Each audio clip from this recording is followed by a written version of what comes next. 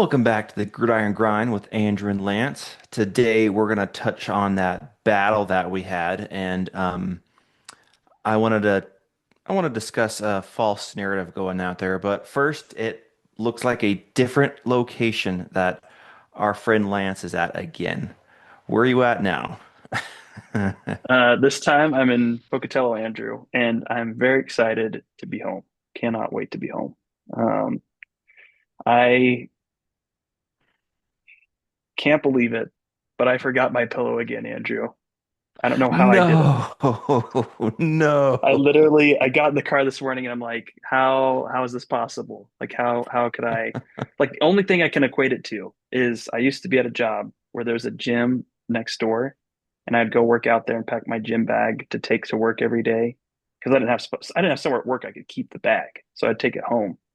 And I took the shoes out the night before to do something around the house with, like I think some Hmm. yard work. And I got to work and I'm like, I forgot my shoes. How did I forget my shoes? And I was wearing like, you know, more like dressed up attire that day for work.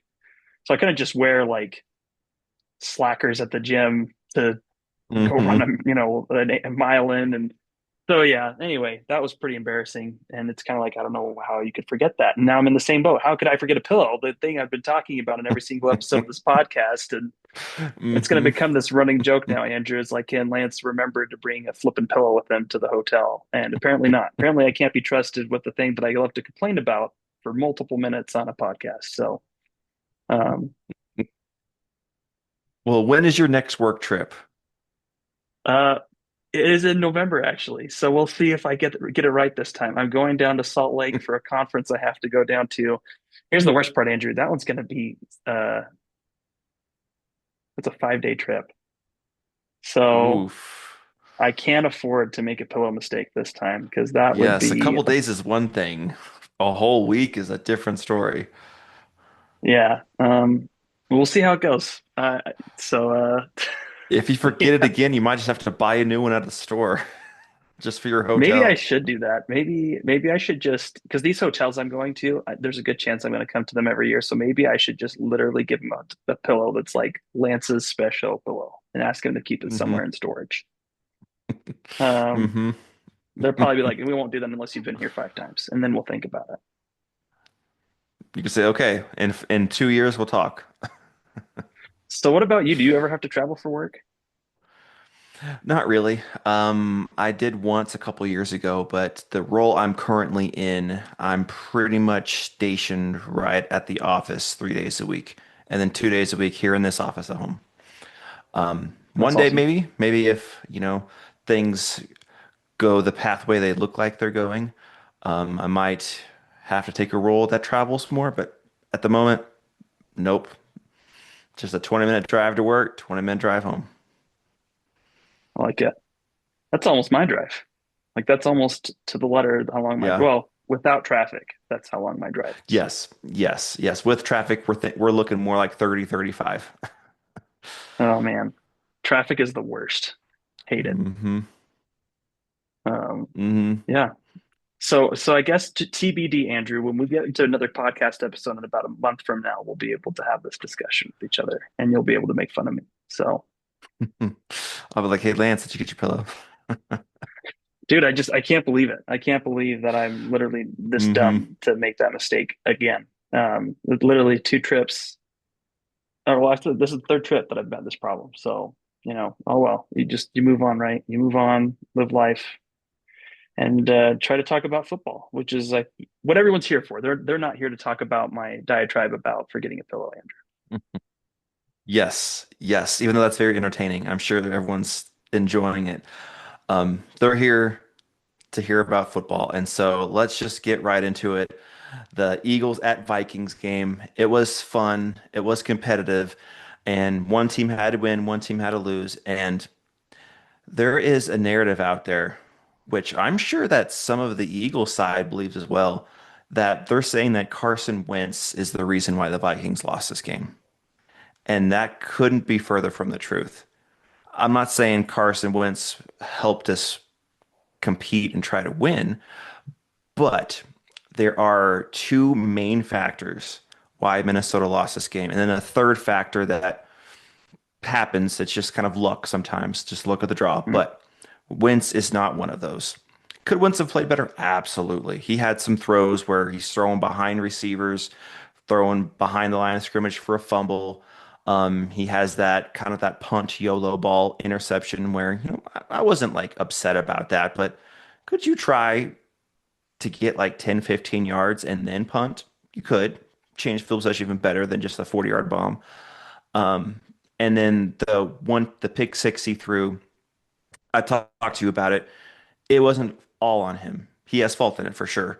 But Mm. that particular throw, our center gets blown up immediately. Our center had a bad game. He got benched during the game, and we put our other center in, who actually played pretty decently. But that play, he snaps the ball, and immediately Jalen Carter just moves him out the way and goes straight into Carson Wentz's lap. Carson Wentz snaps the ball, and literally like a second later, Jalen Carter is spearing him to the ground. And so pre-snap, Carson Wentz sees that the edge rusher linebacker Hunt is at the line of scrimmage, look like he's going to pressure, and he knows Jefferson is doing a quick slant across the middle. Snaps the ball, Jalen Carter right in your face, throw the ball to your hot route, which is Justin Jefferson slant route across the middle. But he didn't see that Hunt decided to, well, not decided, but the play was to back off into the coverage. Easy interception, pick six. Carson Wentz does get some of the blame because he still threw that pass instead of just taking the sack. But that play by the center. You can't have that. You've got to give your quarterback at least a couple seconds. You can't snap. Oh, well, sorry. There goes my block. I know that Carter's one of the best D linemen, absolutely, but you have to at least get in the way. Hold him, take him down, get the 10-yard penalty. That's fine, but don't let him get by you immediately. So I think it's kind of like 60-40, 60 Wentz, 40 the center on that pick six. So just want to get out there. But the reason why Minnesota lost this game is mainly twofold. One, our defense was horrible. Mm. We decided the game plan, which I don't mind the game plan out the gate, was to sell out to stop the run. Okay, that's solid because we have not stopped the run all year so far. So yeah, absolutely, I love that game plan going in. But when you see the Eagles, either their game plan out the gate or they adjusted to where, all right, well, if you're playing single high safety one on one with our receivers, we're just going to bomb it downfield. And for literally first drive, we get Eagles to 4th and 4. All right, we're looking good. Let's hold them, get the ball back. AJ Brown, who has, don't know why this was the defensive rotation. I don't know if it was a mistake or if it was the play call, but we have a safety slash linebacker hybrid one on one against AJ Brown. Mm. That's not gonna work. And AJ Brown runs right by him. It wasn't even a move. He just literally ran right by him and just left him in the dust. Easy pitch and catch touchdown. Okay. That was the first drive. Whatever. Recover from that. Adjust. But it happened over and over and over again. You're playing single high safety, one on one on the outside, and the Eagles and Jalen Hurts are cooking you. You would think at some point, you think, okay, that's how they're playing. Let's adjust. Let's do two high safeties and hope that we can stop the run. And if they start running the ball well, we'll adjust again. No, they played the same style of defense the whole game. And credit to the Eagles because we were still trying to bring pressure. We sacked Jalen Hurts Mhm. 3 times, which was fine. But I saw you guys had Goddard in the backfield as extra protection constantly. Smart. Give Jalen Hurts a little bit more time. Let those stud receivers have a couple more seconds to get by one-on-one coverage, which is what happened over and over again. There was that bomb to Devontae Smith where Isaiah Rodgers got beat a little bit because the whole time they're thinking it's going to be the quick game because we're pressuring them. They won't have much time, but Jalen Hurts had a good amount of time and Mhm. bombed down the field to Devontae Smith. And then the biggest one was that late in the fourth quarter, it was a 3rd and 9. Okay, let's hold them. And I don't blame Isaiah Rodgers for this, the last play to AJ Brown, because you think they're going to try to quick slant to get that first down. All right, bite on that double move. AJ Brown right by him. And I will give credit to Jalen Hurts on this specifically. A lot of times when you have like a streaking route going wide open, like nobody around him, a lot of times quarterbacks kind of underthrow it. That way they make sure the receiver catches it and doesn't miss him like going long and have an incomplete pass on a wide open receiver. But Jalen Hurts didn't do that. He was hitting him in stride every single time. Got to give him a ton of credit on that. But that was number one, the reason why Minnesota lost this game. When you're letting Jalen Hurts, who's a good quarterback, but have a perfect passer rating after all year this past game's been struggling, that's on your defense. That's not him all of a sudden turning it on. That's your defense giving up easy completions. So the defense was, to me, the number one reason why Minnesota lost this game because the second reason, we were in the red zone 6 times. So Carson Wentz was moving the ball. It's not like he had a terrible game, which we couldn't recover from. He had 2 picks. That's not good. Got to clean that up. He had a few passes that were inaccurate. Got to clean that up. But we had 6 trips in the red zone. That's successful offense. But we were 1 for 6 scoring touchdowns. Hmm. The rest were field goals. That's not going to be successful in this league. You have to turn those into touchdowns. You have to at least have a 50% clip. If you're 50%, we can work with that. But 1 for 6. And part of the reason is KOC, when he gets in the red zone, and this, it had very similar sights to that Lions game last year. That last game of the year, the Lions, when we got in the red zone over and over and over again, but we couldn't score. So there was a tally. There was 21 total plays in the red zone. 16 passes, 5 runs. You can't have that. You got to be more balanced. I know that you want to pass the ball more. Sure. Maybe make that like 12-9 pass run ratio. That's more balanced. That makes more sense. But 16-5, that's just not going to cut it. When the defense knows you're throwing the ball, there's not going to be anything open. And Wentz did not play poorly in the red zone. He had 2 touchdowns that were that close. Actually, 3 touchdowns that were that close. The first one to Jefferson, where I love the play call. There's a lot of people saying, run the ball on 2nd and 1. Yes, but they had a run play called and they audibled because they saw Jefferson was one-on-one. They moved him to the other side of the field. Throw a fade, see what you got, because you still have 3rd and 1 and 4th and 1 to get 1 yard. I love that play call. And it was a great throw. Jefferson had 2 hands on it, bringing it down. Give credit to Cooper DeJean. He just poked it out enough where it fell out of his hands. Now, if you're Justin Jefferson, you're one of the best receivers in the league. You have to make that catch. There's really no excuse, but give credit to Cooper DeJean. He knocked it out. But that one was that close. Great pass. And then I think it might have been the same drive is when I think it was that drive when the very next play on 3rd and 1, it's the snap over Carson Wentz's head, and he has to run like 30 yards to get on it before the Eagles scoop and score. Credit Carson Wentz, he got on it. That snap was horrible. That was another backup center problem.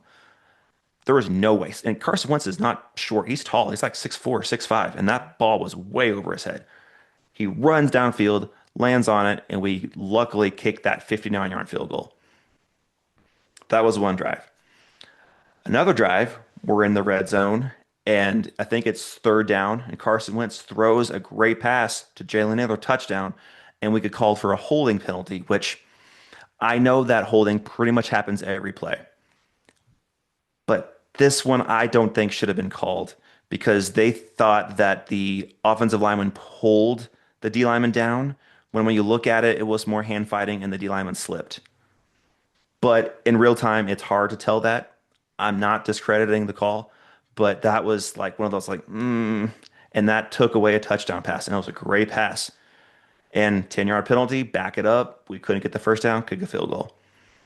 And then that third one, which was obvious, the one that TJ Hawkinson almost pulled in, where there's a lot of people, even non-Vikings fans, saying that was a catch. It wasn't. I agreed with the call because replay showed that the ball hit the ground and then popped up just a little bit on his arm, so it wasn't fully in control. The problem was, though, which the refs can't do this. TJ Hawkinson was interviewed after that, after the game, and he said that after it was overturned, there were referees in that game saying they don't agree with the call, that it was a touchdown. You can't do that as a referee team. You can't discredit New York making the call and say, no, that was a bad call, TJ. I'm sorry. That was a touchdown. Then of course it's going to get drama. You can't do that. You got to back up your team in New York. Overall, it was an incomplete pass, in my opinion. It moved, but it was that close. So three touchdowns that were that close, and we lose by six. I mean, this wasn't Carson Wentz's fault. The defense giving up big play after big play, 326 passing yards, perfect passer rating, and then three touchdowns that were that close that we had to settle for field goals. That's the difference in the game. It wasn't Carson Wentz.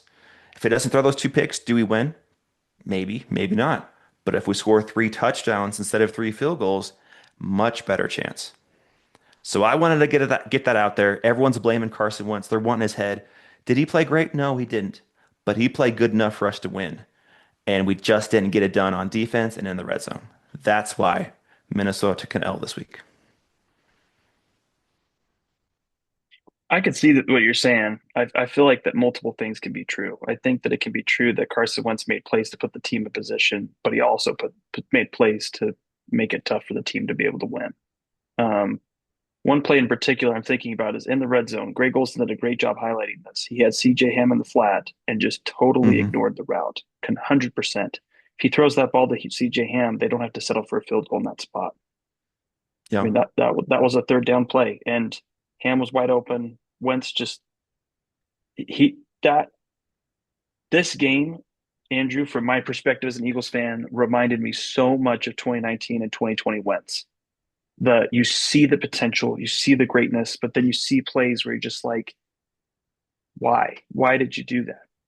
You it, it's hard for me, like in some of the things that you're describing, because I get some of the things you're saying, and I do get what you're saying about the yards, but the Eagles also gave up 313 yards against Carson Wentz, And and that kind of proves my point that he moved the ball mhm, well. It was in the red zone that we just, and that play, that's one of them, the Ham. And then there was another one where he underthrew Addison on the flat where the broadcaster saying he walks in if you catch that. I don't think so. There was two guys, two defenders that were on the goal line that probably would have tackled him, but he could have gained like 6, 7 yards. So we missed that one as well. But another thing is Carson Wentz threw 42 passes. They had probably yes, like 47 pass plays. That's not a recipe for success. I know we were down most of the game, but you can't have him throw that much. He is a backup. He's a fine backup. He's not one of the top 20 quarterbacks. So you can't have him throw that much. Those plays where he's a little inaccurate or throwing interceptions or not seeing CJ Ham wide open are going to happen if he throws 42 times. But to me, he is not the reason why Minnesota lost this game. They lost this game because their defense could not stop the pass, and we were 1 for 6 in the red zone. And not all that's on Wentz. That's on different scenarios, bad penalties, 16 passes to 5 runs, and just this close for three touchdowns. And those passes that he threw were on the money, he did have enough money throws. I guess my point was is that the quarterback's the engine of the offense, for sure. and so I just think it's unfair to give him all the blame, but it's not like he was a zero factor in terms of how it went down. Right. I would probably I give mean, him if there was like um a a pie, like a you're putting slices of pie for the blame. To me, he's either third or fourth. Defense to me is one because mm, this team is built for our defense to kind of carry it, and defense did not show up this game. Happens. Playing a good team and they burned you. Happens. I'm not saying that they should be fired. Just it was a bad game. But the defense is number one. Red zone offense was number two. And then KOC calling this many plays to your backup quarterback, to me, is kind of tied for mhm. three with Wentz's game. So he definitely has blame, but everyone's pointing to him as the reason. No, he's just a part of it. To me, the biggest is the defense. I mean, we put up 22 points. It very well could have easily been more, but we're giving up these easy passing touchdowns. They were just walk in. You can't allow that. Now, if the Eagles had long, sustaining drives like they usually do, and your defense is bending but not breaking and playing hard, I might think differently. Like, hey, the Eagles just have a good offense. They're just barely getting these first downs, but the touchdowns are too easy. You just can't allow that. Yeah, I mean, I think it's I still think multiple things can be true. I because I know you're saying that it's the defense, that really just let it down more than the Eagles playing a good offensive game. But I think it's It's a both. mix of I think both. Yeah, it's a mix of both. I because it's like one thing, for example, that was highlighted by some reporters after the game was the Eagles center Cam Jurgens went out and Brett Toth, our backup guard, Mhm. went in to play center, And you and it still had three easy touchdown passes. but That's all I'm saying. but they switched things up and went under center, which they never ever do Hmm. with Jalen Hurts, which drastically changes up the things. They use play action when they've not used play action. Like Hmm. I'm just saying that part of the hard part is that the I think the offense this game was different. It wasn't the way I think Eagles fans wanted it, but it was different. Jalen Hurts was able to take shots down the field when Kevin Patullo and Nick have been caging him in and saying no, just stick to these short route passes. So it's kind of like I see what you're saying about Blaine, but if you're building a game plan, it's fair for Flores to go, this is what we've seen, this is what we're going to do. Now, the part where I think Absolutely. where you're coming in, I think that makes sense is when you get to the second half, why didn't you adjust for us? That's it. That's it. You still left all your guys one on one on the outside when you know that they're taking all these deep shots. Right. You But should have adjusted a little bit. I mean, like, just like, so for instance, someone described it this way one time. I think it's a great example. They said that quarterback play is like taking an exam and that big turnovers is like the final question that's worth 50% of the exam. And so when Jalen Hurts threw that interception, like we went back and forth on this about the Giants game. I put more blame Hmm. on him. You put less blame on him. And I think that might just come from philosophy from both of us on that we see it differently. But Jalen Hurts' interception automatically gave him an F in that game for my scoring. Like you can't do that. You can't make a play that Hmm. like completely flips the game. And that Jalen Hunt interception is that type of play where it's like, and he didn't just do that once, twice. And I get what you're saying as far as it's just an interception feels way different than a punt. The momentum is palpable. It's real. It causes fans It's to fair. disengage. It Hmm. demoralizes the team. And so it's like, I, And yeah, my point is, even with that, six mhm, attempts in the red zone, it's true. and we lose by six. Yeah. I mean, that I Well, don't believe Carson Wentz's interceptions is the reason why Minnesota lost this game. They lost this game because I couldn't get six instead of three. and that's fair. And I he think has a that hand in that. He does. Carson Wentz has a hand in the red zone, but But I it mean, I wasn't do get what just you're him. saying. The Hawkinson situation, and we'll disagree on that one. I think it's a touchdown. I would not call that a I would now I get what you're saying about the ref crew. Now, I have seen some evidence of it. This is, just anecdotal, right? I'm watching it, but I do Hmm. feel like refs are getting frustrated with New York. I do feel like that Hmm. they're getting Hmm. handicapped. And I think that it's causing frustration with reffing crews because they're like, this is obvious. Why are we overthinking this? And so I think Right. to some degree there is being a great teammate, but there's also just acknowledging the fact this is a really frustrating setup. Like to me, I think what would make more sense, I would rather there's a ref up top in the stadium that acts as I agree with that. I could agree with that. because they're on the field. Like it's just different. If you can watch the play from the field, I think that there's a little Hmm. bit more of an advantage than being able to go back and watch the play. When you're in New York, I think you're a little too far removed. I don't think that you're Hmm. as clear and level-headed of thinking. That's my opinion. But I think that there's something to say for, it's kind of like, remote work versus in-person work. I think there's places for both. But then I also Hmm. think that there's a time where you absolutely need to be in person together. And I think it just Right. makes it different. And so maybe a little bit more ownership too of like, this is my game. These are my calls. Hmm. Um, but that's another issue for another day.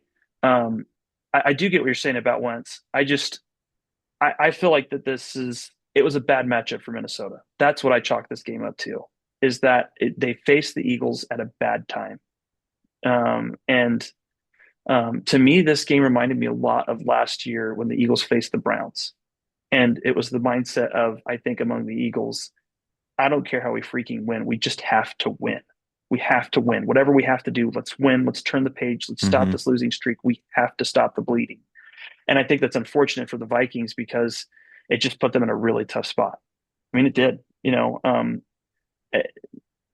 The fact that I don't know who decided it, but the fact that we really did abandon the run game and just went with deep passes to try to win Hmm. was surprising. I didn't expect it. I didn't see that. I didn't see that happening because we haven't seen evidence of that over the past Yeah.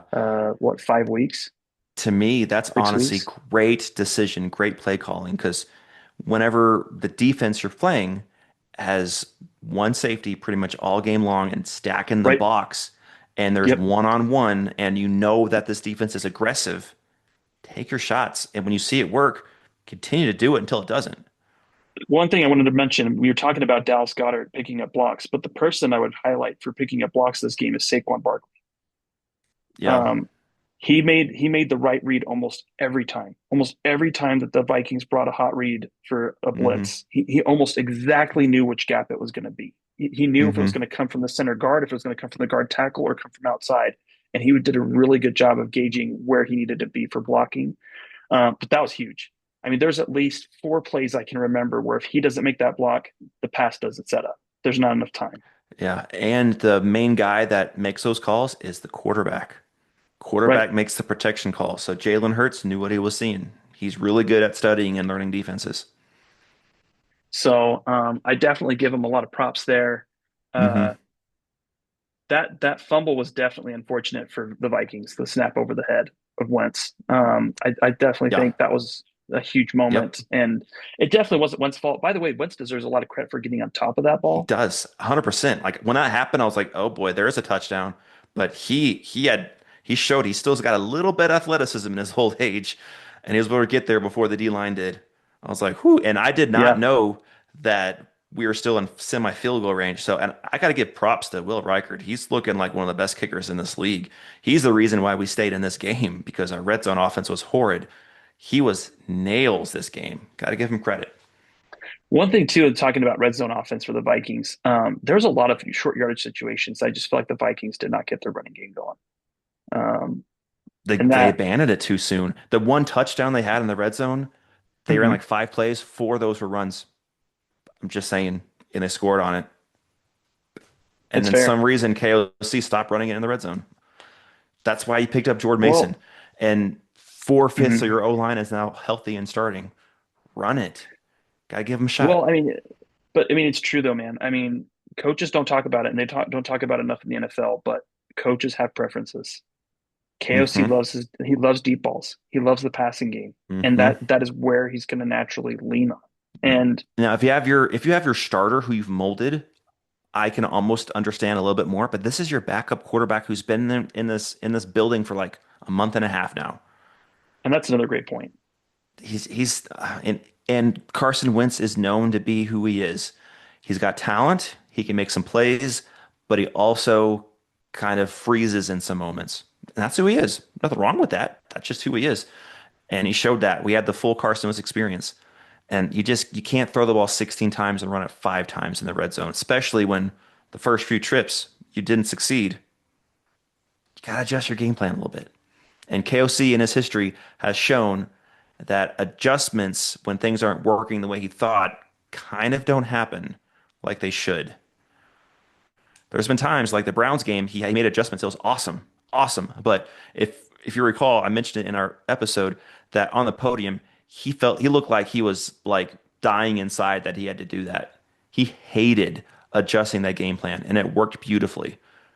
So he does not want to do that. He wants to stick to his game plan, which whenever he has health and the quarterback knows what he's doing, it's beautiful. Look at Sam Darnold last year. But whenever things get a little dicey and it's not working, he has trouble adjusting. I mean, but that kind of reminds me of the Utah Jazz, and they were considered to be a great regular season team under Quinn Snyder, but when it came to playoffs, Hmm. it felt like they could never adjust. Part of that's personnel, but part of that's just not adjusting.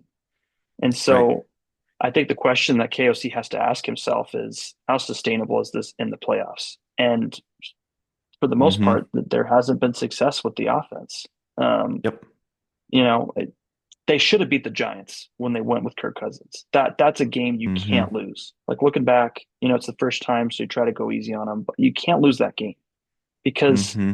I it agree. it it doesn't get easier. That game against the Rams last year, that's a tough matchup. And Yeah, and that wasn't really much on Sam Darnold. He didn't have a lot of time at all in that game. I don't blame Sam Darnold on that game. I do blame him against the Lions because he was very inaccurate, but also KOC didn't help. That Rams game, our O line just was bad. Just what it was. yeah, 9 sacks. Darnold had no time. Is what it is. yeah. Um, I do want to come back to the Jalen Hurts thing, though. I think Jalen Hurts Yes. deserves a lot of credit. He Oh, he absolutely. changed. Um, Yeah. sure, a little bit's the defense, but he really did come out and play lights out in Yeah. terms of his throwing, decision Hmm. making. Also, this is a low key thing, but I'm really getting tired of how much praise I'm hearing for our offensive line. The offensive line for the Eagles is not doing a great job right now. Our tackles are doing fine. Johnson and Hmm. Mylott are doing good. Our interior's done pretty bad.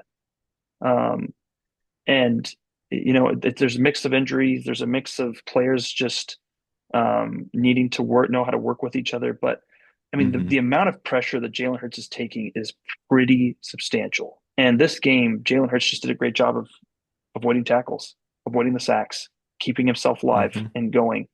Um, I don't know. I feel like the line did an okay job. I'd give them like a C. I don't think they were that good. And part of the thing that was interesting is that first drive. I think I just want to make sure I get this right here.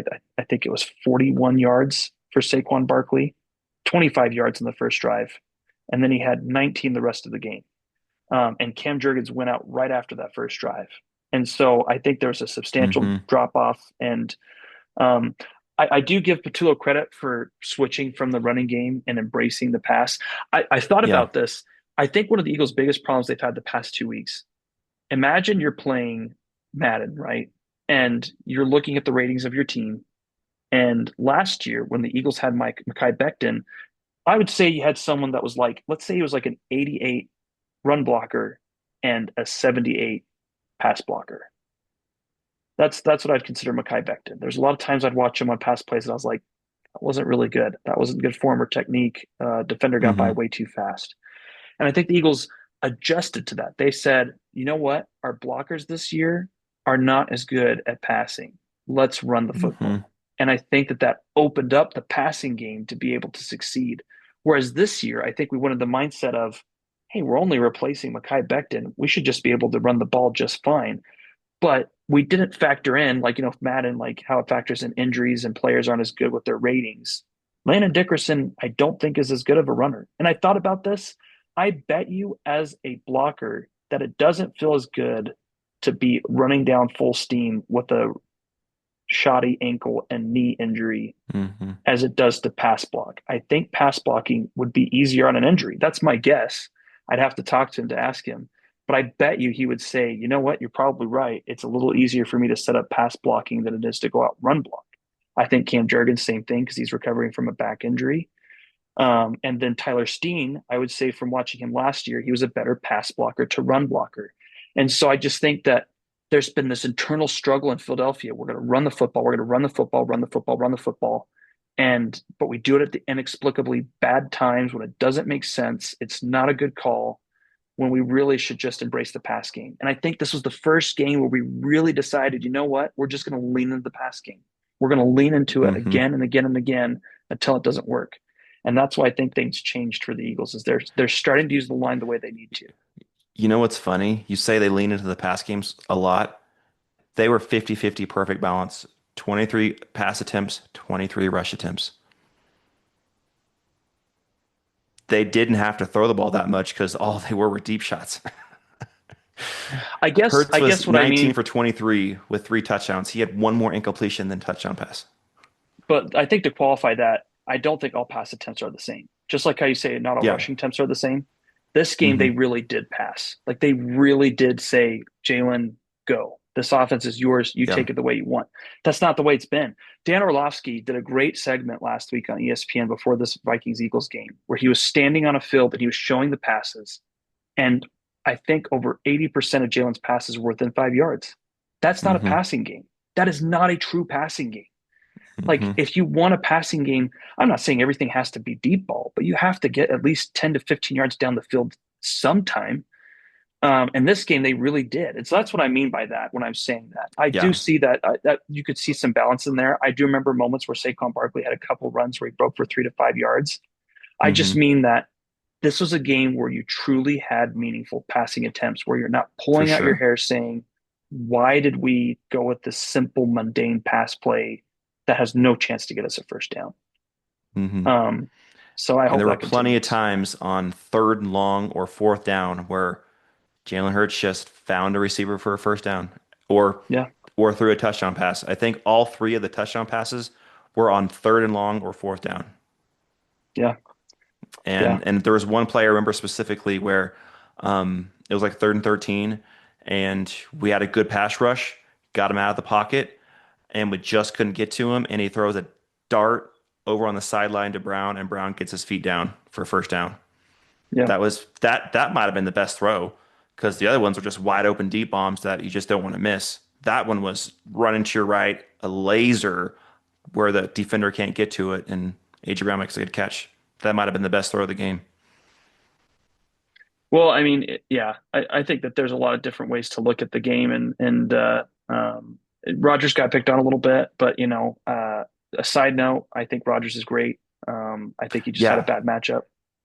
yeah, it was Um, the and also part of the game plan. The game plan was to make sure those short passes, like you said, the Eagles are doing all the time, don't work, and the Eagles ran a lot of double moves, and Minnesota bid on them because they figured short passes try to get the first down, and whoop, right by you.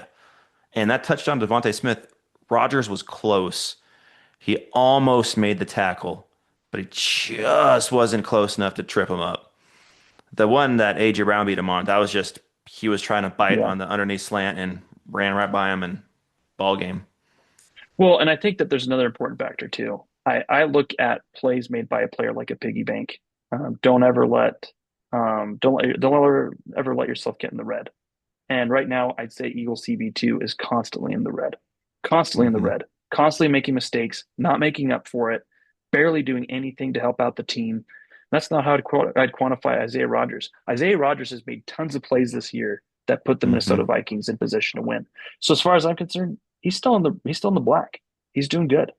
Oh yeah, It's he had one a game. couple bad plays, and really it was just two plays, those two Yeah. deep bombs. Other than that, you didn't really see much of him, which is what you want out of a cornerback. Either they make Well, a and splash play or you don't see him. right. Well, I mean, but like I think about Keely Ringo, right? And the only time I saw Keely Ringo, I just thought another horrible mistake. And I know Hmm. it's hard. He's going up against good competition. It's just hard because it's like, when is this guy going to actually start playing and looking decent? And I think it's at the point Hmm. now where it's like, I don't think he will. I don't think he will. I think you need to move on and try to figure out what you can do from here. Because we got lucky, man. Jefferson and Addison were really eating our lunch. Um, Hmm. I do think that part of the issue that the Vikings had was they had so many situations in the red zone where it's a short yardage situation. And that to me favors the defense because you can get It more does. creative with schematics to be able to Hmm. figure out how do you want to cover this person? How do you want to make life hard for them? Whereas the deep balls, it's so much easier to exploit For Ringo and sure. his weakness. For sure. Um, Yep. And that's why yeah, one thing you should do in the red zone more is run the ball more. I mean, that's fair, man. That's fair. Oh, last thing I wanted to say on the game before I forget. Nick Sirianni deserves major credit for starting the game with that fourth down touchdown play because he's gone a little bit away from that. Give him a Hmm. ton of props for making that decision. But the end of game sequence on that second down, third down, passing it on both downs to get the first down to end the game. Hmm. Major props for choosing to do that because our defense did not look poised to stop Minnesota. I was Yeah, definitely if worried we get the about them ball getting back, back on the even though we're field. down six, I have confidence we win that game. Yeah, Unless we got in but the red that zone, then we're not scoring.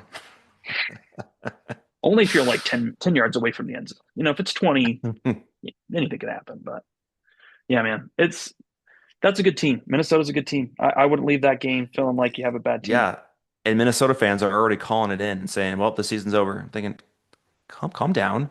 We're 3-3, and we've had our starting quarterback for 7 quarters because that fourth quarter against the Falcons, he was hurt. Just breathe. It's 3-3 isn't great, but it's not the end of the world. Carson Wentz is concerned with the Chargers game, but we can beat the Chargers with Carson Wentz. Chargers aren't the team that everyone thought they were at the beginning of the season. They're dealing with injuries as well. It's not going to be easy, but we can win that game. Win that game, go to 4-3, and then get J.J. McCarthy back, and we see what he can do. I think the big concern for Carson right now is the shoulder. That's what I'd be concerned about with Carson because it was Yeah, definitely and bothering him this that's the game. other thing. He was injured during this game, and he It's still a fair point. played good Fair point. enough to win the game. And they were just came up a little short. It happens. Yeah. Yep. Well, I think that's all I had for my end of the spectrum on that.